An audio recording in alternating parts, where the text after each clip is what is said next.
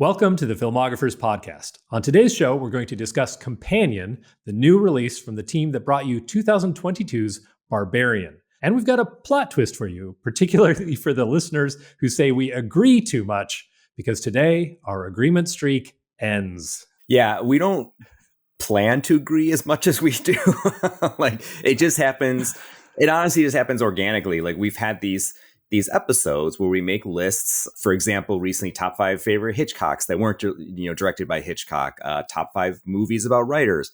And inevitably, we don't share the lists with each other because we want it to be a surprise for each of us. But inevitably, we end up just more or less picking the same movies. So we find ourselves just like being like, hey, I like Sideways too, and it's like, so today is going to, like Keir said, the streak is going to end because we do not share the same feelings on Companion. Yeah, as far as the agreement goes, I mean, I think it just makes sense that two guys who have similar opinions about movies and kind of, like each other and get along would be drawn together to make a podcast. I don't think you'd invite somebody you hated to do a podcast with you, although it might be more interesting. I can actually think of a writing podcast that I enjoy quite a bit. I don't think the hosts hate each other, but they do disagree a lot. The Secrets of Story. So check out The Secrets of Story if you like disagreement. Anyway, that is a great podcast. Yeah. I thought you were going to say that you could imagine a friend of ours, a kind of contrarian friend of ours, who would be and this friend would be a great guest on the show because great taste in movies, music, books, stuff like that. But we kind of like have different opinions on stuff, which makes it interesting. That's what made Siskel and Ebert work, because they were so opposite in every conceivable way, and their chemistry flowed from there. Absolutely. We will have to invite our unnamed contrarian friend to come on soon. At any rate, before we dive in, viewers, listeners, please remember to give us a like or review, subscribe, and if you're watching on YouTube, share your thoughts on Companion in the comments. Yeah, and also visit us on Patreon, which is www.patreon.com. /Filmographers podcast. I don't know if I need to say www anymore. I just feel like I aged 10 years in that moment. Say triple dub and you'll sound cool and young. Oh, is that what they say? No. Oh boy. We're so behind. Anyway, it's patreon.com /the Filmographers podcast. We have a tier that's free to join. You get the episodes, you get our videos, you get to vote in polls. We actually have one that we've just posted recently. We're asking viewers to see what Soderbergh movie they'd like us to record a commentary track for. So far, it's neck and neck between The Good German. I was surprised at myself for even putting it on there. Just I love it. It's that and Out of Sight. So those are neck and neck. So if you want to see something else, there's a few more options. So find that poll on our Patreon. Like I said, free to join. And you can just click, vote, have some fun, and then we'll have that commentary recorded. Now, getting back to Companion, the movie we're discussing today, let's discuss some context to the movie, which is, that is our bread and butter on the show. That's what we do here normally when we're discussing the films of Soderbergh, which is what we do all the time. We're reaching the end. We just released a video and audio episode on Kimi just this week. So we are nearing the end, but this is what we normally do, is get into, I say, historical context. It's not really historical. The movie just came out today as of this recording. So living history. We're living history. What a time to be alive, Keir. So the movie Companion is written and directed by Drew Hancock, who has a pretty interesting career. He's written a lot of TV, including Blue Mountain State, Faking It, My Dead Ex, and more or less a sitcom writer. Judging by his IMDb page, he's worked pretty consistently, which is no small feat. I think here, as both of us can say, that's being a working writer, working consistently, is hats off to him. Yeah, the few, the proud, the few. Yes, and the fewer if AI gets its way.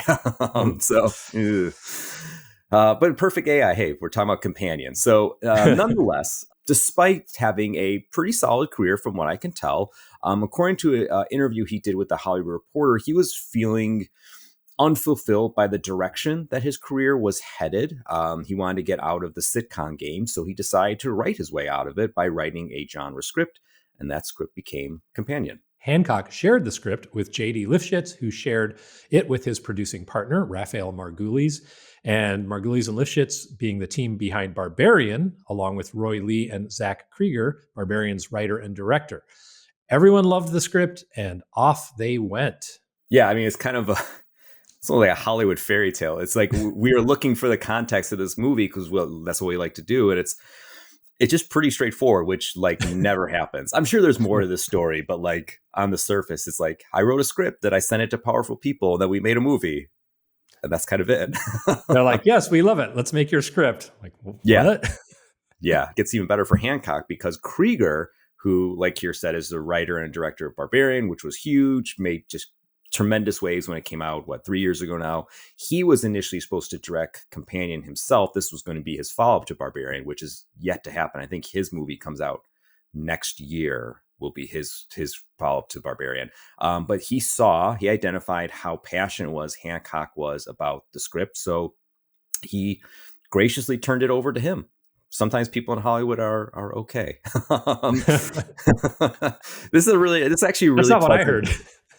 No, I mean, sometimes a stress on sometimes. Yeah, this is actually a really pleasant story. I'm glad we get to talk about this. But now we got this very small backstory out of the way. Let's dig into our thoughts because this is going to be the cage match begins. Keir, I guess I'm going to spoil things in a bit. Get started on a positive note. What did you think of Companion? You're setting me up like a straw man so you can set fire to my feet.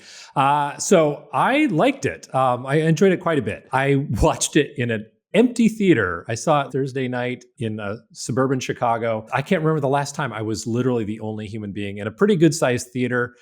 So I felt just like Nicole Kidman. Somehow Heartbreak felt better in a place like that. And in some ways, I would say I was the ideal viewer for this movie because I studiously avoided everything about it, which is kind of my preferred way to encounter a movie. I knew that the team behind Barbarian was behind it, which had me very excited. I love Barbarian, huge fan of that film. And so that's kind of all I needed to know. Mike said, let's do this movie. I got a ticket, put it on my calendar, and then avoided trailers and everything. So I was the ideal viewer in that I knew nothing. And there were surprises for me. I think probably if you are, snooping around online, there will not be very many surprises for you. So first of all, I was very credulous, and maybe that makes me kind of dumb and easily fooled. But I literally didn't know the premise, and so with the first big surprise about our lead character, I was like, oh wow, that's great. That's amazing. Well, I guess that's the question that I have, and how much is meant to be a surprise, because I'm not sure, but I think I got the hint. Spoilers, I suppose. It's going to be hard not to talk about this. So do you mind if I say I know what you're thinking. So, well, we always try to do the Go to the Movies episodes as no spoilers, and I just don't know what's out there. But I mean, I think it's out there. I think it's if it's out there, now. Then okay. Yeah, but that's my question. Yeah, it's out there because I've seen it out there a lot. I kind of knew it from the trailer, more or less. Yeah. And it was just it's been confirmed by a lot of like social media stuff that I've seen, and even like posts about it from reviews, etc. So I don't know if it was meant to be a surprise. I'm sorry, spoilers. Sophie Thatcher's character Iris is a robot. I don't know if that was meant to be a surprise, and that's what kind of lends to the enjoyment. But I knew that going in, and even if I don't think it's a big deal. Probably not. I would say that it definitely increased my enjoyment of the film, not knowing it, because I could tell there was something up with her, but at the same time, I literally didn't guess it. It's just sort of like she's this chirpy, kind of clingy girlfriend who her boyfriend seems to treat her in kind of oddly. I did notice something odd about her. I mean, I think she gives a terrific performance, and she had this clipped little gait. The way she walked seemed a little odd, and that kind of got my head thinking there was something up with her. She's different, but I honestly didn't make the connection until I discovered very dramatically in an early scene in the movie that she is in fact a robot. And I was like, oh my God, this is great. I love that reveal. It was very surprising.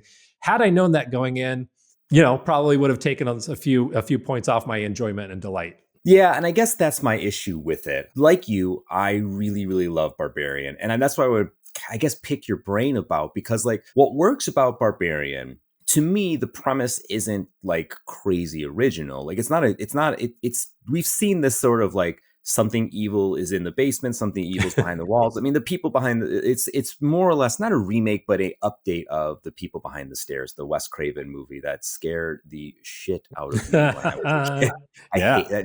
scary I movie. like I can still hear the character yelling "fool," like I just like gives me chills still. It's a great movie. It's a awesome movie, but Barbarian is kind of riffing on that. But midway through Barbarian, and everyone who's seen Barbarian will know, it becomes something wildly different. Like Yes.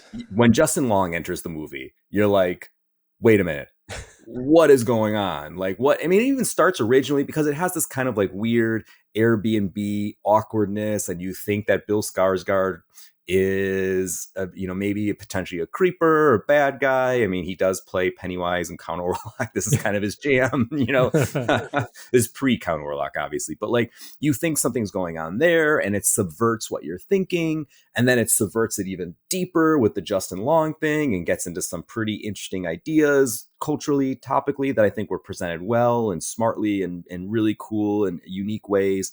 And then you go off and running into this weird backstory, and it just keeps defying where you think it's going to go, and it's filled with surprises. It just keeps you off kilter the whole time. And that is what I loved about it. I never knew what was coming next. Yes. And that is the thing with that, the trouble that I had. And I didn't truly like dislike Companion. There's a lot of stuff that I liked about it, and I'm sure we'll talk about that. But like the thing that I guess bugged me, and I guess I'm unfairly comparing it to Barbarian because it's behind the team behind it. But even if it weren't, it's not like Barbarian. It's not a super unique premise, of like the robot kind of gone bad, the robot who's meant to be something for humans, but turns out to be, starts doing something else.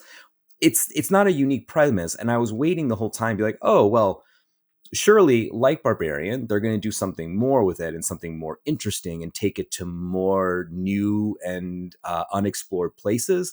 But midway through the movie, I was like, oh, this is it. This is just what they're doing with it. And I was like, Yeah. okay, I guess that's fine. I just was hoping for a little more. It's not as unique, I think, as it for this type of movie that it needs to be. Like I thought it was just a little flat. Yeah. I mean, I could see that if you're going here, it sounds like we're agreeing. If you're comparing it to Barbarian, I will agree it doesn't rise to the level of Barbarian. It's just not that amazing. Taken on its own, I thought it was just a really fun ride. It did a lot with, again, I really think Sophie Thatcher's performance really helps carry it, and she's on screen almost the whole time. She's a really wonderful presence and a really interesting choice to play a robot, because in the past, like you think about like Anya Taylor-Joy, one of her first big roles, she gets cast as robots, witches, sprites, fairies, ethereal people, because she looks that way. Sophie Thatcher has a very distinctive look, but she looks a lot more warmer and human, and she even has like her teeth aren't like fixed like everybody else in Hollywood, which adds like an appealing little imperfection that makes it kind of play against type. So I think she really helps carry it. I thought it was a tight script. I thought there were some nice little reversals. There was good humor. I laughed out loud alone in that theater. This may not bode well for the film that I was alone in the theater. The sound of one hand laughing. Yeah. but I liked what they did with the fact that, again, okay, we're spoiling a little bit, but like, we'll try not to spoil it very much. So we've established that she's a robot, and, at first she's being controlled by her boyfriend, love match, by her love match, played by Jack Quaid. And at some point, she's trying to take control of herself. And so the battle between, like, for the control of her body, I thought was like a nice metaphor for for the men's and women's interaction in this particular day and age. He starts out as seeming like kind of a cute doofus, and then gradually is revealed to be something more sinister. And then something even much worse than that. He like I just thought, like, kind of on a pure storytelling level, the way her capabilities would rise and fall based on technology or based on who had control of her controls, essentially, created for me pretty good suspense, and I liked that a lot. I felt definitely carried along by the story. Yeah, I guess. And it's funny. I've since last night, I know a couple people have seen it, and I'm in the minority of not enjoying it as much. I never want to be negative because, one, we're the film nice guys, but also like as a fellow, you and I are both writers. We know how hard it is to do things and make things and get them made and the compromise along the way. So what I'm saying just didn't click for me. But like, yeah, the story that you're saying, like, we talked about this a little via text last night. I feel like it felt like a really long Black Mirror episode. And I think a Black Mirror episode would have been smarter and probably a little nastier and a little sharper and certainly shorter. Where, yeah, the ideas that you're saying are pretty good. Again, it feels like stuff that's kind of been said about like, bad, men who are weak at their core. Yeah, men who are weak at their core and do things because of their weakness. And like, it's not a wrong story. But it's a story I feel like I'm seeing a lot. And I'm like, it's fine. Ultimately the way they did it was kind of original, kind of unique. It's pretty good, but like, I just wish there was something in it, something in the movie in some way that surprised me a little bit, that gave me more about the characters or more about the gave a little bit more depth, a little bit more clarity, because I just felt like it just kind of wasn't able to penetrate that next level of story or theme or depth or anything like that. Like, it's all just kind of done there. And that's why I bring up the Black Mirror thing, because the Black Mirror, I think, would have been found a way to have been a little darker and a little bit more of a gut punch than it did. It was funny. It was clever. It was all those things. And Sophie Thatcher was awesome in it. But I just wish there was that little bit more. They found some way, like I said, story, theme, character, something to get to a deeper level, a more surprising place. I agree. Like Dark Mirror, like your point about it being nastier. Like, I probably would have liked that more, even. And it's all about what are they? It's back in my book reviewing days, we always talked about like, reviewing the thing that they tried to make rather than what we wished it would be. And that's, of course, difficult because we don't always know what somebody was setting out to do. You're kind of making some assumptions. We're doing our best to analyze what they were trying to do. If they were trying to make a deeper, more trenchant social point about gender relations and, I don't know, incels and controlling women's bodies and stuff like that, then I would say, yeah, then they kind of just scratched the surface. Like, it was funny to me, like that, Jack Quaid, there's some great comedy to be had with like his O face, for instance. Yes. And there's something inherently pathetic about a guy who wants to have sex with a robot or a doll or something like that. But totally. That's pretty low hanging fruit for sure. So if their goal was to really explore, sentience, and is an artificial intelligence, is that really life, and should that life form be respected, and blah blah blah, and what does this say about our relationship with these things, then I agree. Like, they're not making a big statement about it. I thought it was a nice layer on what was otherwise kind of an entertaining run around in the woods kind of movie. There are far better movies about robots and AI. So yeah, but on its surface, as far as like a contained thriller with a small cast, some surprising reversals, I enjoyed it a lot. Yeah, I mean, I enjoy it well enough, and I guess I shouldn't be held back. It's a weird relationship that I have, because in one hand, I'm like, you don't have to, like you're saying, do those sort of things, but also like I'm tugged in the other direction, because like, you entered the arena. You entered the arena of AI and robotics and gender relationships. Like, you put yourself into the arena. So what do you got? What do you got to show for it?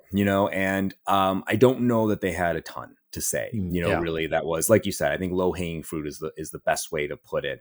And then couple that with like a pretty standardish story that I felt, I'm sorry, I will be negative, I thought was a little predictable. Like, I saw where things were coming. I was like, okay, we're going to do this now.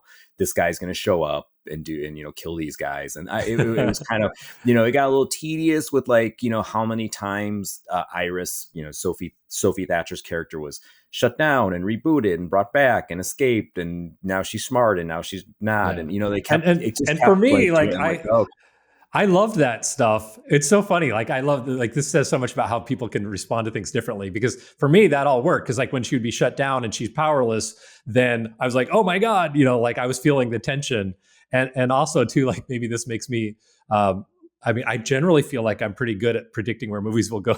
Less, but it wasn't predictable for me. So I think you were just like more locked into that story and more on top of it, and I was just kind of like letting it wash over me. And I was like. I don't know. I felt that it was less predictable, but Well, that's a testament to your writing skills, Mike. No, or my cynicism. One of the two. Yeah, and I think it was just impaired probably by waiting for something to happen that wasn't in the cards, and maybe that's my problem. Like I was expecting something different, and that's probably an issue with like modern marketing in a way, because like they were not shy about being like barbarian, barbarian, barbarian, and barbarian means a certain thing, and it wasn't quite that thing. So whatever, it's going to put butts in seats. I think Companion is going to do, my opinions aside, I think Companion is going to do just fine. You're going to break this movie, Mike. You're going to break it. Yes. I'm certainly the director's going to be writing this, being like, oh no, check the box office Friday receipts. But no, I mean, and I hope it does do well. Look, it's still, at the end of the day, it's not a adaptation. It's not a tentpole. It's not a legacy sequel. It's not a requel. It's not a whatever else. It's an original new movie with cool, interesting young stars, especially like we said, Sophie Thatcher is awesome. So I want to see it do very well, despite my mixed feelings about it. I'm glad it exists. I'm glad it was made, and I hope it does awesome. Let's talk about Jack Quaid for just a minute. Must we? I'm puzzled by his kind of ubiquity. All of a sudden, we've talked about the children of the stars of yesteryear and all that, and I'm okay with it. I just feel like if somebody grows up in Hollywood, it kind of makes sense that they're going to end up in Hollywood or whatever. However, it's also not like this DNA of Daniel Day-Lewis here. I mean, Dennis Quaid is fine. I like Dennis Quaid. He's been good in some things. He's not a great thespian. Right. He was in your favorite movie of the year, though. Yes. Right. Yes. And interesting. I don't know if he was very good in it or what. I heard he's good.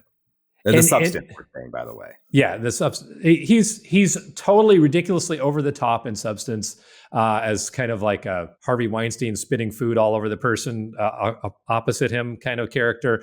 It's a very cartoonish acting job, and also we're going to be talking very soon about Soderbergh's TV shows in our next episode. And he's also plays a role in Full Circle, an HBO series we'll be talking about. So it was funny to, like, last night, I literally went to see Companion with Jack Quaid, and then went home and watched the last two episodes of Full Circle with Dennis Quaid.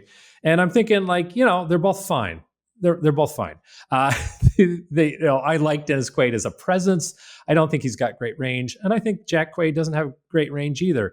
I kept thinking like he reminded me of somebody better, and I couldn't think of who it was. But he's kind of he's adequate. He rises to the level of the material in Companion, but he doesn't bring that little extra. He's not an electric presence. He's not a dangerous or unpredictable presence. He doesn't, I think, have the actorly intelligence I would really love to see, but he's fine. And I think that the rest of the cast in Companion, I will say, is kind of at that level. Like, they're good enough. Yeah, it's funny. I think that's something that also doesn't do the movie any favors. The cast is okay, and I'm going to talk about this later. We're going to talk in a little bit about our recommendations for further watching if you like Companion or Barbarian. And one of mine, spoiler, I'll talk more in details, Ready or Not, which I thought had a great cast around it. Like Andy McDowell was really a memorable character. Adrian Brody's character was excellent. And I can remember those characters, whereas I'll kind of forget Companion's characters after. And I think that led to a little bit of flatness. I mean, and I'll admit too, like I was kind of puzzled that kind of hand in hand with that is that they literally had $1 million location, this amazing cabin in the woods that looked fantastic, looked like a lot of you could done a lot of interesting things with it. And they decide to like run around with the woods in daylight, and it just kind of looks like a, syndicated cable show for like a good 40 minutes. And I was like, you have a million, like you have a cabin right there. Like you have this great, like, why didn't you maximize that space? So I think that's also, again, like the location was kind of a lot of daytime running around the woods is okay. The cast besides Sophie Thatcher was not bad. I think besides Quaid weren't giving a ton to do. Like the one girl was just like, I'm just taking Xanax and zinc drinking. And you're like, that's her role was really underwritten. Yeah. Yeah. The only really guy that I found interesting departed fairly quickly, who I thought was fun. I won't say who, but it's fun. Yeah. And then he was gone. Yeah. No, that's a good point, because I remember thinking as I'm watching it, because as a writer or somebody who's trying to get creative projects made, I'm always thinking like, oh, that's a smart decision. And of course, anytime you can write a movie that's got kind of like a glossy medium budget sheen, but like do it on a smaller budget because it's a limited actors and a controlled location. It's just a cheaper thing to make. I always think, oh, that's really smart. You get this amazing house in the woods and you've got your set, right? It's boom. And then they ran away from it and spent a lot of time running away from it. They definitely did not get enough out of that house. I would agree with that. Right. And I will say this might be a factor, maybe in their defense, thinking about everything you're saying. Budget limitations are a thing, and shooting at night, shooting outside at night is both expensive and a absolute pain in the ass. Like it's just very, especially like in the woods, you have no like ambient lighting at all. Soderbergh would never be able to make a movie. There's no natural lighting. He wouldn't do it. But like shot by the light of the moon. Yeah. Good luck. It's really, really, really hard. It's really expensive. It just adds more time because you have to set up. If you're running around the woods at night, you have to light every bit of it. And now it's taking more time, which adds more days, which adds more money. So that makes life way more difficult. So that might have just been a necessity of the budget, which I get. Hey, like you work with what you are able to work with. So that even the house maybe had presented different difficulties. So totally get it if that's the case. Yeah, for sure. Well, should we get to the recommendations? You already gave yours. Yeah, I did have a little more to say, but I'll let you go ahead to yours. I'll make it an official selection. Okay. Well, so I'm just going to steal yours. Actually, I struggled with this a little bit because of the fact, like what we talked about, the kind of the two aspects of this movie. On the one hand, it's maybe trying to say something about AI and humanity and gender relations. But it doesn't go too deeply into those. And the most interesting movies that I thought of were kind of in that camp. And I was trying to think of like, oh, what are the movies I enjoy most that kind of want to get to that aspect? Whether it's like I don't know, like Raised by Wolves, that Apple TV show, or there's a pretty good 2019 movie called I Am Mother that I liked quite a bit in that regard. And then I started thinking of some weirder things like Lars and the Real Girl, Ryan Gosling vehicle that was kind of a weirdly feel-good movie about a guy who, has a relationship with one of those sex dolls. I do remember that movie. Yeah. It was interesting, which I liked. Yeah. Or going way back, there's a very schlocky movie called Eve of Destruction about a woman who makes kind of a robot clone of herself that goes out of control. Check the trailer out for that one. That's pretty fun. But then I started thinking about like, well, what are the kind of, but those don't really do justice to this movie, because it's really, as you were saying, it's much more about like running around in the woods. It's much more of a being picked off one by one kind of chase movie in the woods. And then, I don't think that the Most Dangerous Game ever got the movie it really deserved. And so ultimately, I'm just going to have to say, I agree. When you said Ready or Not, I was like, oh yeah, that was good. That was, if you just want I liked Companion a lot, but if I was going to say, you're looking for a movie that's in this vein and that delivers those same thrills, probably Ready or Not is a better choice than any of these kind of Android movies. Yeah, I would agree. I would say if you liked Companion, then Ready or Not is a great movie to watch next or adjacent or watch before, whatever. Ready or Not is a movie that I love in general. I really, really enjoy it. It's smart, it's clever, it's fun. It shares a similar DNA. I would say, I think we both agree with Companion in that it has a woman who's played by Samara Weaving, who, like Sophie Thatcher, is fantastic. And she's hunted down in, not in the woods, but in this huge, beautiful, amazing manor, great location by greedy assholes. And it just, the movie, in my opinion, it delivers so much creativity. It has great depth of character. I already mentioned Adrian Brody and Andy McDowell being fantastic. Andy McDowell being a throwback to our Sex Lies and Videotape. And it's just, when you look at it with Companion, it's far more unique and more surprising. It's just a movie that it was overlooked when it came out. I think it's been discovered now because the guys who made that ended up making the Scream remakes, both of them. I don't think they're coming back for the third. But it's been discovered now. I think it's really gotten into the conversation regularly, and I highly recommend Ready or Not in general, but especially if you like Companion. You know, as always, I do wonder how much our expectations play into these things too, because Ready or Not was a movie that I had low expectations for because I thought the trailer looked kind of cheesy, and then I found myself just loving it. Really entertaining movie. And then you had very high, very, very high expectations for Companion based on the pedigree of Barbarian. And, you know, I think there's something about like feeling like something is a discovery. It always kind of gives you that like extra little bit of enjoyment. I don't know. Yeah, no, I agree. I think that definitely plays into, unfortunately, the way that we absorb any art, that's comes recommended, reviewed, marketed. There's no way to kind of get away from the anxiety of expectations, I guess you can say, to go off Yeah. the anxiety of influence, the anxiety of Yeah. expectations, because we are filled with it because we get things handed to us, recommendations of books, movies. You're gonna love this. You're gonna love this, and it just colors the way we view things. Because same thing, Ready or Not came out of nowhere, and it was Yeah. surprising, and it was fun, and it was cool and unique and different. And then Companion maybe was shaded in the opposite direction. So I think that's a great point.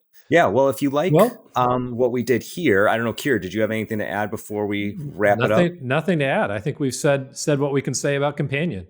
I agree. And if you like what we did, like I was saying, what we did here, we do have other Go to the Movies episodes. We just did an episode on Presence, the Soderbergh ghost story that's still playing in theaters that we both big thumbs up to. And also Nosferatu we did recently, which I believe you can still catch in theaters somewhere. It's dwindling now as it's gotten further from its release date, but we also enjoyed that a lot. So check those videos out if you get a chance. Check out the audio. We're still making our way, like I said, through Soderbergh's career. We just had an episode released this week that was covering Kimmy and our top 5 Hitchcockian movies that were not directed by Hitchcock. And we have a special episode coming next week that we're about to discuss, which Keir knows all about. Oh, yes. Yes, I do. Stay tuned. Thanks, as always, to our amazing producer, Kevin Lau, Cosmo Graff, who designed our logo, and Gompson, who did our theme music. And be sure also to find us on Instagram. You can find us on Blue Sky. You can find us on TikTok. Visit our Patreon, patreon.com/the Filmographers podcast. And you'll find, like I said, all our episodes, polls, lots of fun stuff there. And that's it for now. We will see you next time.